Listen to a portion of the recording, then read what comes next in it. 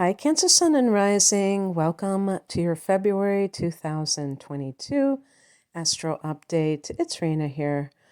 I realize my voice sounds really low. I just woke up. It's the morning. Well, I didn't just wake up, but anyway.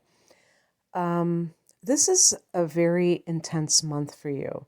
And it's interesting because I'm recording this right before the full moon in your sign of Cancer. So it's almost like a continuation of that.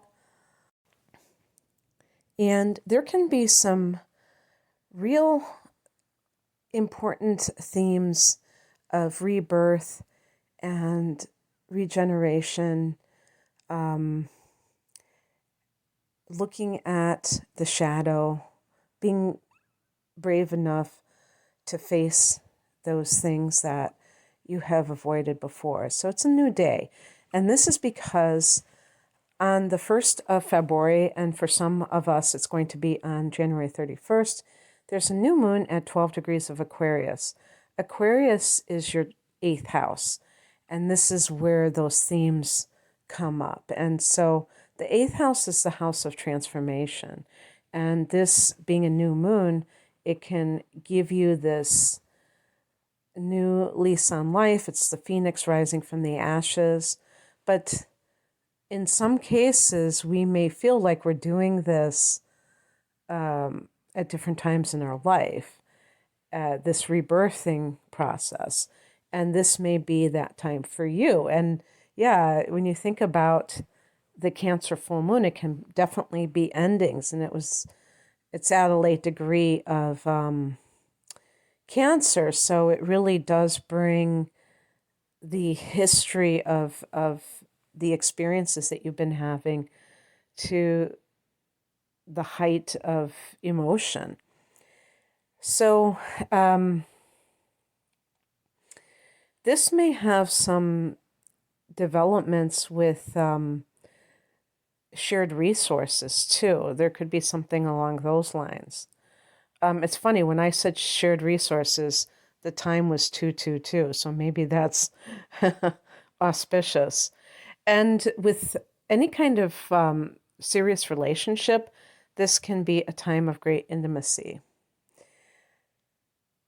Mercury retrograded in this house and went back into Capricorn, your opposite sign, opposite house, 7th house. And so that makes me think of some kind of a contract, maybe a will, and that it's like perhaps you're settling you have settled something, and now you don't have to deal with any unpleasantness or just dealing with lawyers. I could make a joke about that, but I'm not going to in case there are any lawyers in the crowd. But yeah, speaking of lawyers in the law, on the 3rd, Mercury stations direct at 24 degrees of Capricorn. And because of that, there's there's something that gets resolved that may have been confusing. If it was a contract that needed to be rewritten, the 7th house can be legal matters.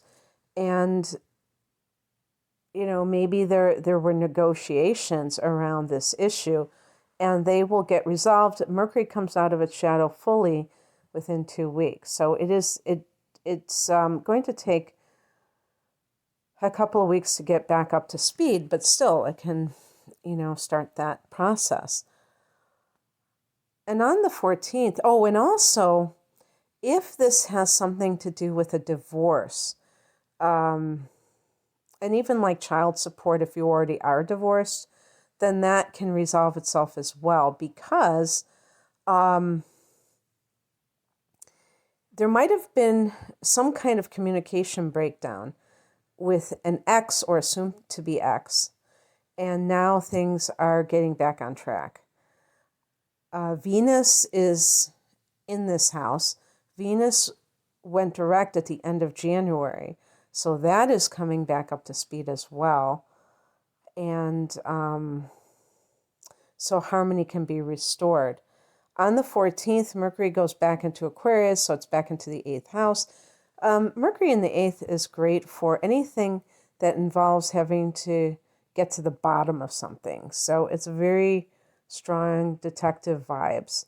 Also, research, but research is about not just like a superficial interaction with a subject matter, but really digging deep. And that certainly is Mercury in the 8th house, but maybe studying some occult subject.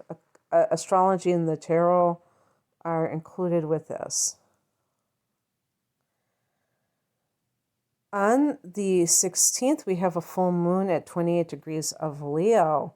So Leo is a sign after you, and this is in your second house of earned income. And that could be a windfall. That could be something that is like the harvest monetarily, and you're going to be reaping the rewards of something. You might get a raise at work, but I just see it as, in some cases, money owed to you, coming back to you, or some work that you've put in now paying off. On the 18th, the sun goes into Pisces, which is a fellow water sign. So we have Jupiter in Pisces right now. There's stuff going on in Pisces, and then we have to look at this in terms of how does this affect the person overall. So with Cancer, Pisces is the water sign that is before you. I mean, if you look at the wheel as being eternal. And so that is the 9th house. So let's review. The sun is coming into this area, but you already have Jupiter here as well as Neptune. The 9th house is already the God house, and Jupiter and Neptune both have connections to spirituality, religion. So the sun here may, and then you have Mercury in the 8th house, so there may be something that you are doing, whether it's some course of studies or things like that, to have some kind of career in the healing arts, but even with a philosophical bent to it, religious undertones or overtones. So yeah, you will have a new moon here next month, and that might indicate some other things that are going on. But here's the other thing too. The 9th house is about long distance travel.